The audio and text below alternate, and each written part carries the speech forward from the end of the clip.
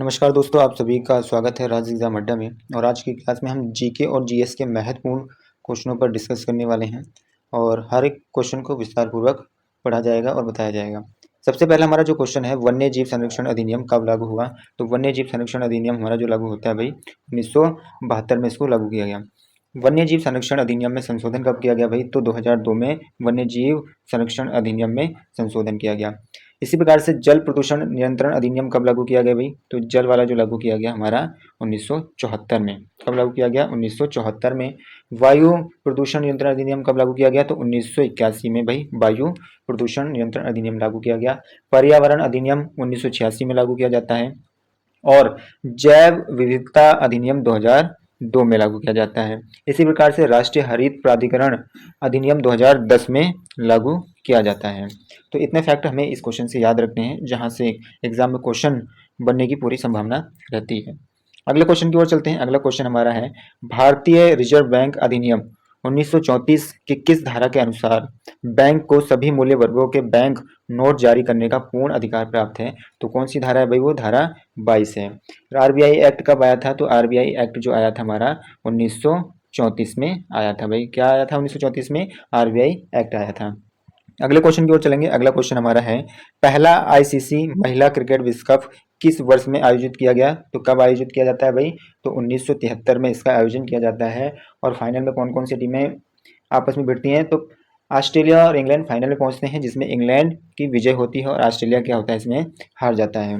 पहला पुरुष विश्व कप कब हुआ? फर्स्ट पुरुष विश्व कप कब होता है भाई? 1975 में। कब हुआ? 1975 में हुआ।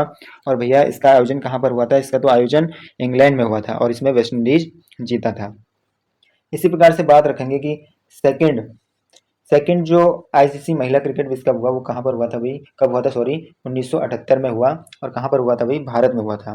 ठीक है। इसी प्रकार से 2025 में महिला आईसीसी महिला विश्व कप का आयोजन कौन करेगा भाई? भारत करेगा। कब? 2025 में करेगा। अब बात करते हैं आईसीसी वुमेन वर्ल्ड कप 2022।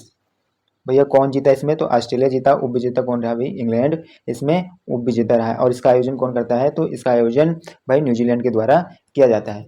तो विश्व कप क्रिकेट से हमें इतने फैक्ट को याद रखने हैं, पुरुष ने कब जीता और महिलाओं ने पहला कब जीता। तो इन सभी फैक्टों को इस क्वेश्चन में कवर किए गए हैं। अगले क्वेश्चन की ओर चलते हैं। अगला क्वेश्चन हमारा है, बाणभट्ट किस भारतीय राजा का दरबारी कवि था?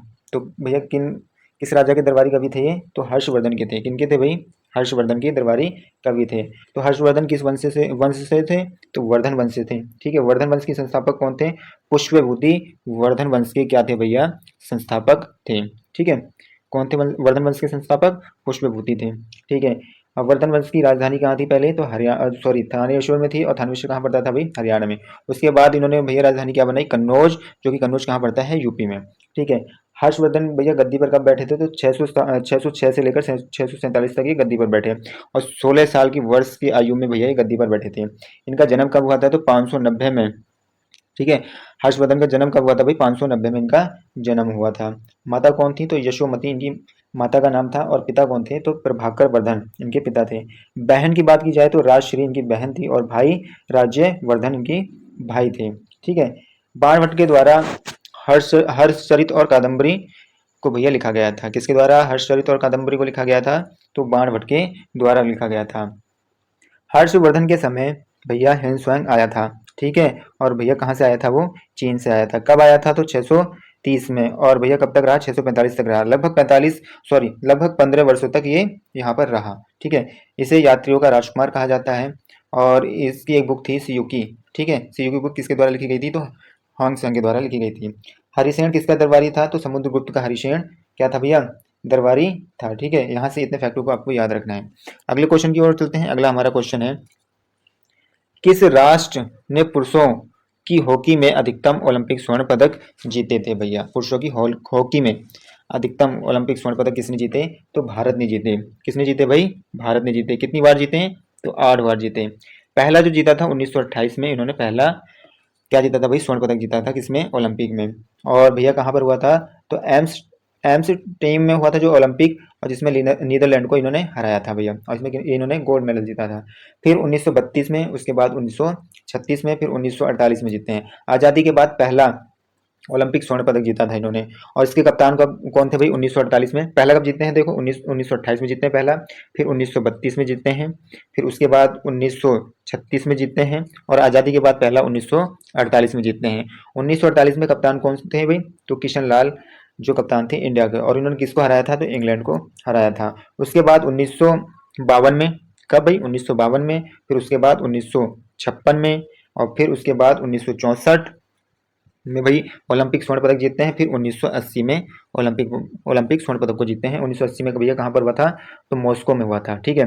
2021 में टोक्यो में भैया कांस्य पदक जीता था, जिसके कप्तान कौन थे भाई? मनप्रीत सिंह इसके कप्तान थे।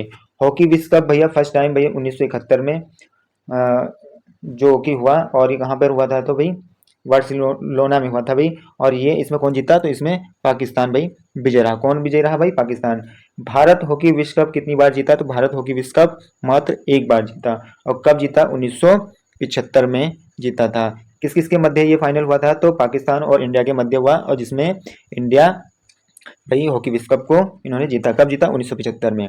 ठीक है। इतने फैक्टों को हमें हॉकी से याद रखने हैं जहां से क्वेश्चन बन सकते हैं। अगले क्वेश्चन की ओर चलते हैं। हमारा अगला क्वेश्चन है, नालंदा महाविहार की स्थापना निम्न में से किस राजा ने की थी? तो किसके द्वारा भैया नालंदा महाविद्यालय की स्थापना की गई थी? तो कुमारगुप्त प्रथम के द्वारा की गई थी। ठीक है। अगर इसमें पॉइंट ये बनता है कि भाई नालंदा विहार बौद्ध धर्म की महायान शाखा के लिए जाना जाता है। नालंदा विहार किसके लिए जाना जाता है? तो बौद्ध धर्म की महायान शाखा के लिए जाना जाता है। गुप्त वंश की बात करें तो भारतीय इतिहास का स्वर्ण काल भैया किस वंश को कहा जाता है? तो गुप्त वंश को कहा जाता है। नालंदा का पुनर्निर्माण किसने कराया था भाई? तो धर्मपाल के द्वारा कराया गया था। और विक्रमशिला विश्वविद्यालय भी इन्हीं के द्वारा बनाया गया था। किसके द्वारा बनाया गया था विक्रमशिला विश्वविद्यालय? तो धर्मपाल जी के द्वारा बनाया गया था। ठीक है। और भैया कुमार गुप्त की उपाधि क्या थी? तो शंकरादित्य कुमार गुप्त की उपाधि थी। अगले क्वेश्चन की ओर चलते हैं। अगला क्वेश्चन हमारा है, अगले क्वेश्चन की बात करते हैं, महात्मा गांधी के मार्गदर्शन में बारदोली सत्याग्रह में किसान आंदोलन का नेतृत्व किसने किया था? तो किसके द्वारा भैया बारदोली सत्याग्रह में किसान आंदोलन का नेतृत्व किया गया था? तो सरदार वल्लभ भाई पटेल के द्वारा। किसके द्वारा? सरदार वल्लभ भाई पटेल के द्वारा नेतृत्व किया गया था। भारत का बिस्मार्क लौह पुरुष और एकता दिवस, सॉरी, भारत का बिस्मार्क किसे कहा जाता है? तो सरदार वल्लभ भाई पटेल को कहा जाता है। लौह पुरुष किसको कहा जाता है? तो सरदार वल्लभ भाई पटेल जी को कहा जाता है। एकता दिवस कब मनाया जाता है भाई? एकता दिवस कब मनाया जाता है? तो एकता दिवस जो हमारा मनाया जाता है 31 अक्टूबर को। कब मनाया जाता है? 31 अक्टूबर को मनाया जाता है। सरदार की उपाधि भैया सरदार वल्लभ भाई पटेल को किसने दी थी? तो बारदोली की महिलाओं के द्वारा दिया गया था। ठीक है। सरदार वल्लभ भाई पटेल की मूर्ति कहाँ पर है भैया? तो ये हमारा गुजरात में है। ठीक है, गुजरात में है। और मूर्ति क्या है? Statue of unity. कहाँ पे? गुजरात में है। और कितने इसकी हाइट कितनी है? तो 182 मीटर इसकी हाइट है भैया। ठीक है। और नर्मदा नदी के तट पर है ये। ठीक है। 1931 में कराची अधिवेशन की अध्यक्षता कौन करते हैं? तो सरदार वल्लभ भाई पटेल। कराची अधिवेशन कब होता है? 1931 में होता है। और इसकी अध्यक्षता किसके द्वारा की जाती है? तो सरदार वल्लभ भाई पटेल के द्वारा की जाती है। ठीक है। इनके द्वारा एक बुक लिखी गई थी ऑन इंडियन प्रॉब्लम। किनके द्वारा लिखी गई थी? तो सरदार वल्लभ भाई पटेल जी के द्वारा लिखी गई थी। तो इनसे इतने फैक्टों को हमें याद रखना है जहां से क्वेश्चन एग्जाम में बनने की पूरी संभावना है। अगले क्वेश्चन की ओर चलते हैं। अगला क्वेश्चन हमारा है, कौन व्यक्तिगत स्वतंत्रता से संबंधित है? भैया कौन व्यक्तिगत स्वतंत्रता से संबंधित है? तो भैया कौन सा है? बंदी प्रत्यक्षीकरण। बंदी प्रत्यक्षीकरण भैया। ठीक है। हम बात करते हैं, अगर परमादेश की बात करें तो हम आदेश देते हैं। इसमें भैया कौन देश आदेश देता है? हम, यानी हमारे द्वारा आदेश दिया जाता है। बंदी प्रत्यक्षीकरण भैया किस आर्टिकल में है? तो आर्टिकल 32, आर्टिकल 32 के द्वारा। ठीक है। आर्टिकल 32 के तहत 5 प्रकार के रिट जारी किए जाते हैं। पांचवी जो है भैया अधिकार परीक्षा है, जो संविधान उपचारों का अधिकार है। क्या किसका है? संविधान उपचारों का अधिकार है। हाई कोर्ट उच्च न्यायालय आर्टिकल 226 के तहत रिट जारी करता है। सर्वोच्च न्यायालय भैया कौन से आर्टिकल के द्वारा? तो आर्टिकल 32 के द्वारा। और हाई कोर्ट उच्च न्यायालय किसके द्वारा? सॉरी, हाई कोर्ट भैया किसके द्वारा? आर्टिकल 26 के द्वारा रिट जारी करता है, 226 के द्वारा। ठीक है। आर्टिकल 226 के द्वारा रिट जारी करता है। अगले क्वेश्चन की ओर चलते हैं। अगला हमारा क्वेश्चन है, अगले क्वेश्चन की बात करें तो किस आयोग को यौन अपराधों से बच्चों का संरक्षण अधिनियम 2012 के कार्यान्वयन की निगरानी का उत्तरदायित्व सौंपा गया? तो कौन सा आयोग है भैया? तो यह आयोग हमारा राष्ट्रीय बाल अधिकार संरक्षण आयोग ठीक है, जिसको क्या है भैया संवैधानिक दर्जा मिला हुआ है। इसकी स्थापना कब की गई? इसकी स्थापना 2007 में की गई।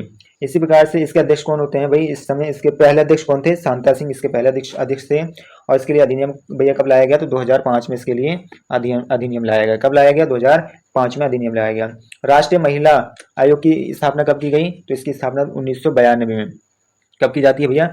1992 में इसके लिए अधिनियम लाया जाता है। मानवाधिकार आयोग की बात करें तो 12 अक्टूबर, कब भाई? 12 अक्टूबर 1993। ठीक है, कब? 1993 में इसकी स्थापना की गई। और इसके पहले अध्यक्ष कौन थे? तो रंगनाथ राव इसके पहले अध्यक्ष थे।